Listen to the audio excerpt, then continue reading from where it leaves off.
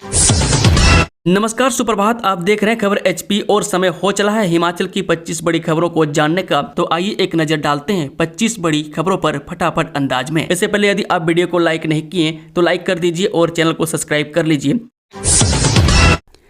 पांगी की महिलाओं को 1500 रुपये एक साथ मिलेंगी 3 किस्तें, सुक्खू ने किया ऐलान।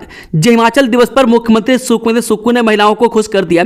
चंबा के दुर्गम क्षेत्र पांगी में हिमाचल दिवस पर पहली बार राज्य स्तरीय समारोह का आयोजन हुआ, जिसमें मुख्यमंत्री सुखविंदर सुक्खू ने तिरंगा फहराया और मार्च पास्ट की सलामी ली। इस दौरान मुख्यमंत्री ने पांगी क्षेत्र की 2200 से ज्यादा महिलाओं के लिए 1500 रुपये देने की घोषणा की। वहीं 1500 रुपये की 3 किस्तें एक साथ दी जाएंगी। इसके अलावा सीएम ने कहा कि इस साल सरकार 25,000 युवाओं को रोजगार देगी। सीएम ने पांगी को हिमाचल प्रदेश का पहला प्राकृतिक खेती का सब डिवीजन बनाने की भी घोषणा की।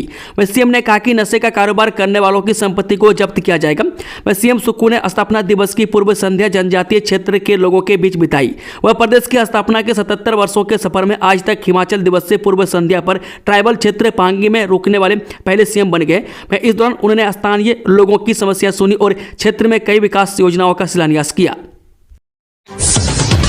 पीएम मोदी ने प्रदेशवासियों को दी हिमाचल दिवस की शुभकामनाएं। प्रधानमंत्री मोदी ने मंगलवार को हिमाचल दिवस पर राज्य की जनता को शुभकामनाएं दी। पीएम मोदी ने अपने संदेश में कहा, हिमाचल दिवस की राज्य के सभी लोगों को अनेक शुभकामनाएं। गौरवशाली संस्कृति के लिए विख्यात इस प्रदेश के मेरे भाई बहन अपने परिश्रम, प्रतिभा और पराक्रम के लिए जाने जाते हैं। यह विशेष अवसर आप सभी के जीवन में सुख, समृद्धि और आरोग्य लेकर आए। वह साथ ही हमारी देवभूमि को प्रगति के पथ पर अग्रसर करें, यही कामना है। पहली मई से नहीं देंगे राशन डिपोओं की पोस्ट मशीनों में इंटरनेट कनेक्टिविटी न होने से संचालक परेशान। जब प्रदेश डिपो संचालक समिति ने प्रदेश सरकार व विभाग को चेतावनी दी है कि अगर उनकी पोस्ट मशीनों में इंटरनेट की कनेक्टिविटी बहाल नहीं की गई तो वह पहली मई से डिपो में राशन वितरित नहीं करेंगे। यही नहीं, डिपो संचालकों को हर माह 20,000 मासिक वेतन की मांग को भी जल्द ही पूरा नहीं किया गया तो वह आने वाले समय में गोदामों से राशन उठाना भी बंद कर देंगे, क्योंकि डिपो संचालकों के सब्र का बांध टूट चुका है। यह बात प्रदेश डिपो संचालक समिति के प्रदेश अध्यक्ष अशोक कवि ने टाउन हॉल हमीरपुर में आयोजित किए गए प्रदेश डिपो संचालक समिति के स्थापना दिवस के मौके पर कही। उन्होंने सरकार से मांग की है कि सहकारी सभाओं के विक्रेताओं व निजी डिपो धारकों को हर माह 20,000 रुपये मासिक वेतन दिया जाए और वन टाइम लाइसेंस की व्यवस्था की जाए, क्योंकि डिपो धारकों को हर वर्ष डिपो के लाइसेंस के नवीनीकरण पर 800 रुपये खर्च करने पड़ रहे हैं। होम स्टे संचालकों के लिए बड़ी खुशखबरी, सरकार ने रजिस्ट्रेशन फीस पर 50% की दी छूट।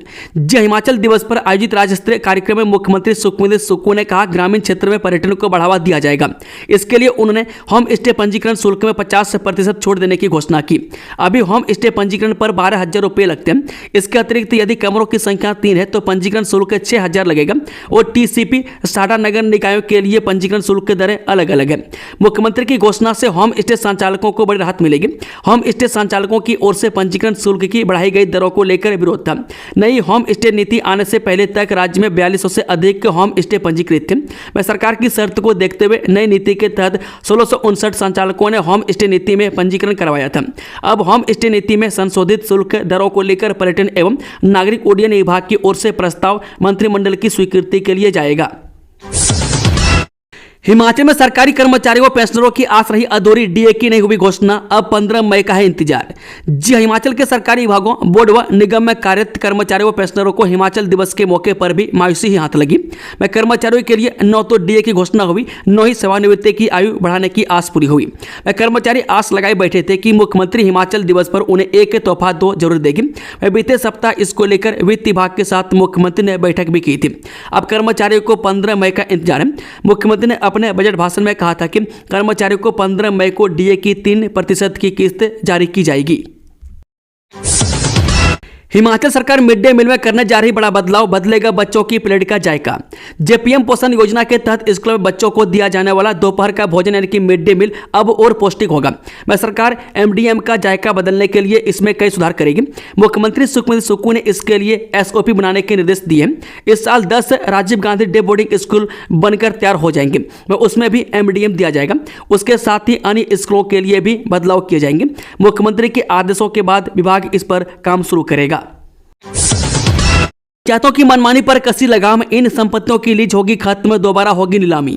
हिमाचल में अब सरकार ने पंचायतों की मनमानी पर लगाम कस दी है। पंचायतों में किराए पर दी जाने वाली संपत्तियों के गड़बड़ की आशंका को रोकने के लिए सरकार ने सख्त कदम उठाए हैं, ताकि पंचायत की संपत्तियों को किराए पर देने में हो रहे भाई भतीजावाद की प्रथा की आशंका की खत्म किया जा सके और पंचायतें अपनी संपत्तियों को मार्केट रेट पर किराए पर देकर आर्थिक रूप से संपन्न हो सके।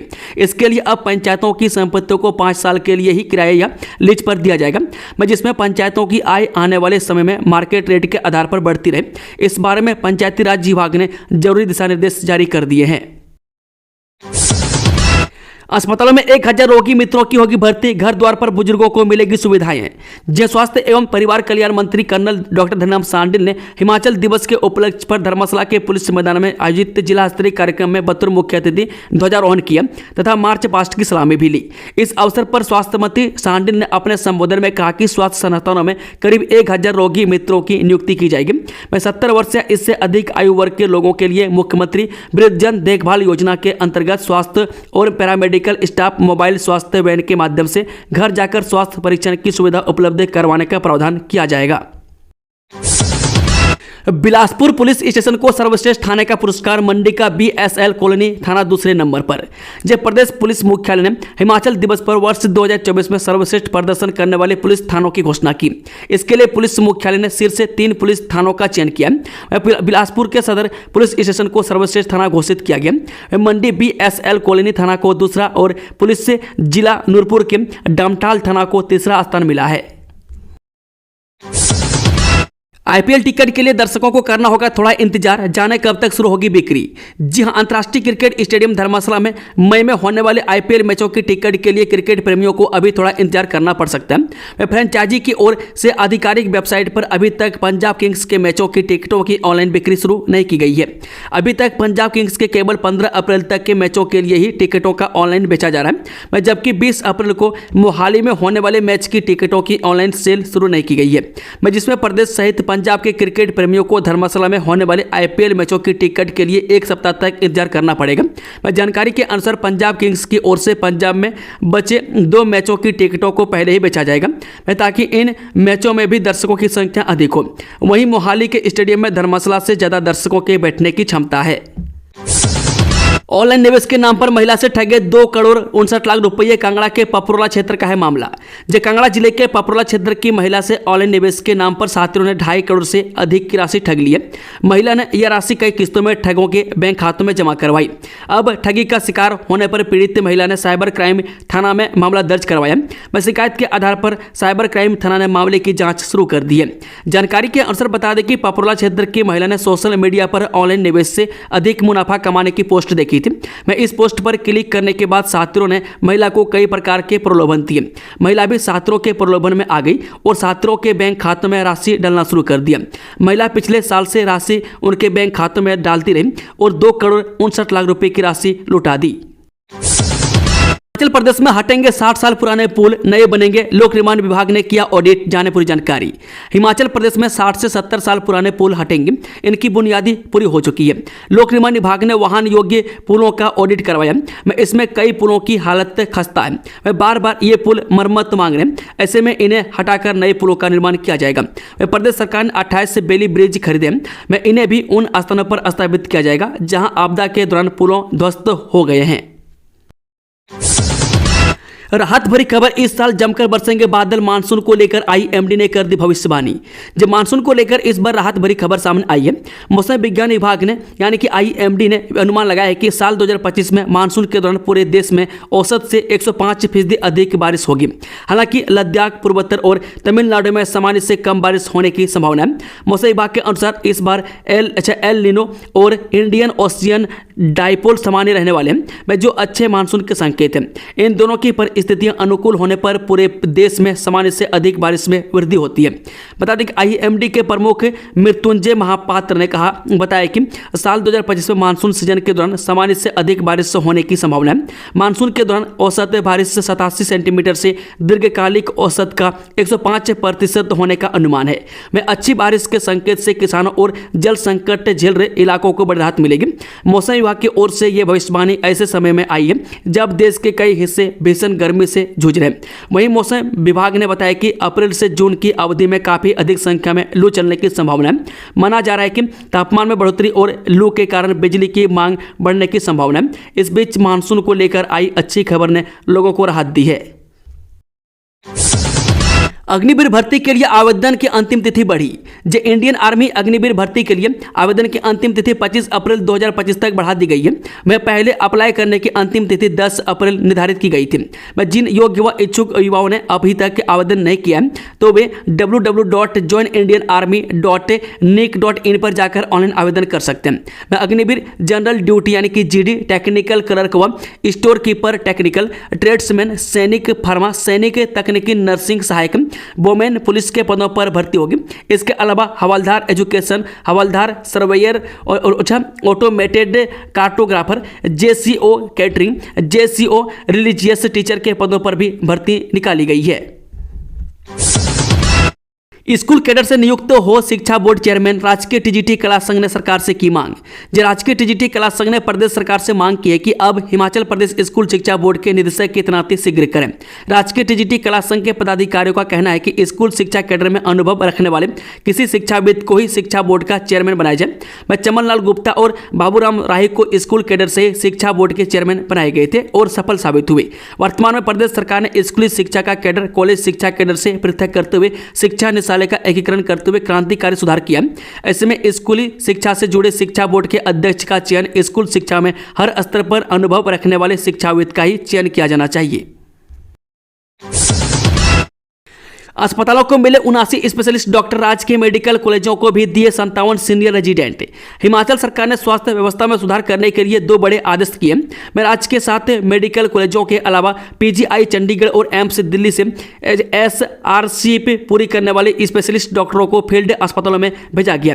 मैं कुल 79 विशेषज्ञ चिकित्सकों के आदेश हुए और इनमें से अधिकांश को आदर्श स्वास्थ्य संस्थानों में भेजा है। इसके साथ ही राज्य के 6 मेडिकल कॉलेज और सुपर स्पेशलिस्ट चमियाना की व्यवस्था को चलाने के लिए 57 डॉक्टरों का चयन सीनियर रेजिडेंट या ट्यूटर स्पेशलिस्ट के लिए हुआ है। मैं इससे आईजीएमसी और अटल सुपर स्पेशलिटी आयुर्विज्ञान संस्थान चमियाना, मैं TMC medical college Nahan, Nerchowk, Hamirpur और मेडिकल कॉलेज चंबा को नए रेजिडेंट डॉक्टर्स मिल गए।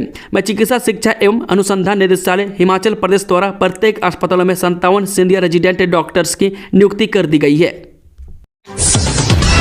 प्राथमिक अध्यापकों के प्रमोशन चैनल से न हो छेड़छाड़। जो प्राथमिक शिक्षक संघ खंड हमीरपुर ने अंडर 14 खेलों के क्षेत्र में प्रारंभिक शिक्षा उपनिदेशक हमीरपुर को गवर्नर ट्रॉफी मिलने पर अत्यधिक खुशी जताई है तथा प्रारंभिक शिक्षा उपनिदेशक हमीरपुर को बधाई दी है। इसके साथ ही ऐप के माध्यम से हाजिरी लगाने और अन्य कार्य को करने में भी हमीरपुर जिला पूरे प्रदेश में अव्वल रहा है, जिसका संपूर्ण श्रेय प्रारंभिक शिक्षा उपनिदेशक हमीरपुर कमल किशोर भारती को जाता है, जिनके मार्गदर्शन में पूरे जिले के प्राथमिक अध्यापक अपने कार्य को खूबी से अंजाम दे रहे हैं। वह खंड हमीरपुर के प्रधान नरेश शर्मा ने अपने संपूर्ण कार्यकारिणी सहित ज्ञापन प्रेषित किया। वह की शिक्षा उपनिदेशक कमल किशोर भारती का व्यवहार अध्यापकों के प्रति बहुत ही सकारात्मक रहा। वह जब से इस कार्यालय में आए हैं। अंशकालीन जलवाहकों ने राहत के लिए फिर उठाई मांग। जो नौकरी में करीब 12 साल का वक्त गुजारने के बाद भी जलवाहकों को नियमित नहीं किया गया। पिछले दिनों कई श्रेणियों के कर्मचारियों की मांग को पूरा किया गया, मगर ये जलवाहक वंचित रह गए, जो खुद को ठगासा महसूस कर रहे हैं। अब इन्होंने एक बार फिर से सीएम से फरियाद लगाई है। शिक्षा विभाग के अंशकालीन जलवाहक संघ ने मुख्यमंत्री सुखविंदर सिंह सुक्खू व शिक्षा मंत्री रोहित ठाकुर से नियमितीकरण की फरियाद लगाते हुए कहा कि अंशकालीन जलवाहक शिक्षा विभाग में 12 साल पूरे होने के बावजूद नियमितीकरण की अधिसूचना का इंतजार कर रहे हैं। रेगुलर करने की नीति 11 साल की है, इसके बावजूद इस वर्ग के साथ पक्षपात किया जा रहा है। जबकि शिक्षा विभाग में लगे जलवाहक कर्मचारियों ने कुछ भी नया नहीं मांगा है। संघ के प्रदेश अध्यक्ष दुर्वासा पवन शर्मा ने कहा कि प्रदेश के जलवाहक कर्मचारी सरकार की नजरें इनायत का इंतजार कर रहे हैं। 11 साल तक उन्होंने लगातार सर्विस दी है और उस नाते नियमों के अनुसार अब उनको नियमित किया जाना चाहिए। वे अपनी मांगों को लेकर जल्द ही शिक्षा मंत्री व मुख्यमंत्री से मिलेंगे। लापता महिला व बेटी दिल्ली से बरामद। जे 1 अप्रैल से लापता महिला व उसकी बच्ची को जोगिंदर नगर पुलिस ने दिल्ली से बरामद कर परिजनों के सुपुर्द कर दिया। प्राप्त जानकारी के अनुसार उक्त महिला 1 अप्रैल को अपनी नाबालिग बेटी को साथ लेकर घर से बिना बताए चली गई थी। इस संबंध में महिला के पति ने 12 अप्रैल को थाना जोगिंदर नगर में गुमशुदगी की रिपोर्ट दर्ज करवाई थी। प्रारंभिक जांच में यह सामने आया है कि महिला नई दिल्ली के जंगपुरा स्थित शक्ति सालिनी घरेलू परामर्श एवं विधिक परामर्श केंद्र में रह रही थी। वह थाना प्रभारी जोगिंदर नगर के निर्देश में पुलिस चौकी बसी से मुख्य आरक्षी कमलेश कुमार एवं महिला आरक्षी आशा की एक टीम गठित की गई, जिसने 15 अप्रैल को दिल्ली पहुंचकर महिला को उसकी बेटी सहित बरामद किया। हिमाचल सरकार दे रही भ्रष्टाचार को संरक्षण, जयराम ठाकुर का आरोप। नेता प्रतिपक्ष जयराम ठाकुर ने कहा कि हिमाचल प्रदेश के मुख्यमंत्री सुखविंदर सिंह सुक्खू की सरकार भ्रष्टाचार को संरक्षण दे रही है। उन्होंने शिमला से जारी बयान में कहा कि विमल नेगी की मौत और पावर कॉरपोरेशन में हुए सैकड़ों करोड़ के घोटाले की जांच सीबीआई को सौंप देनी चाहिए। मुख्यमंत्री क्यों इस मामले को विलंब कर रहे हैं, जबकि यह मामला जितनी जटिल दिखाई दे रहा है उससे बहुत ज्यादा जटिल है। उन्होंने कहा विभाग के कर्मचारियों व अधिकारियों का भी कहना है कि इस मामले में गड़बड़ी हुई है। प्रदेश के पावर प्रोजेक्ट में घोटाले अब सैकड़ों करोड़ रुपए से बढ़कर हजारों करोड़ रुपए के होते दिख रहे हैं। यह मामला सिर्फ पेखू बेला तक ही सीमित नहीं है। पावर कॉरपोरेशन की देखरेख में हो रहे सभी कामों में भारी भ्रष्टाचार की सूचनाएं, आरोप और दस्तावेज सामने आ रहे हैं। मैं आज समाचारों में उनके परिवार का जो आरोप सरकार और पुलिस पर छपा हुआ है वह बहुत दुखद और शर्मनाक है। कौन होगा हिमाचल प्रदेश पुलिस विभाग का नया मुखिया? जी, हिमाचल प्रदेश के पुलिस महानिदेशक डॉक्टर अतुल वर्मा 31 मई को रिटायर्ड हो जाएंगे। ऐसे में प्रदेश से पुलिस विभाग का नया मुखिया कौन होगा, इसको लेकर अंदर खाते अटकलों का दौर शुरू हो गया।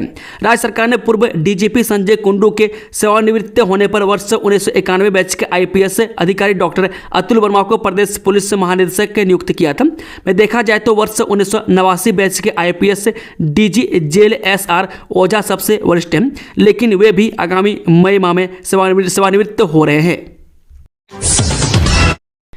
जोनल अस्पताल धर्मशाला को मिले 7 नए डॉक्टर। MD मेडिसिन के लिए हाथ अब भी खाली।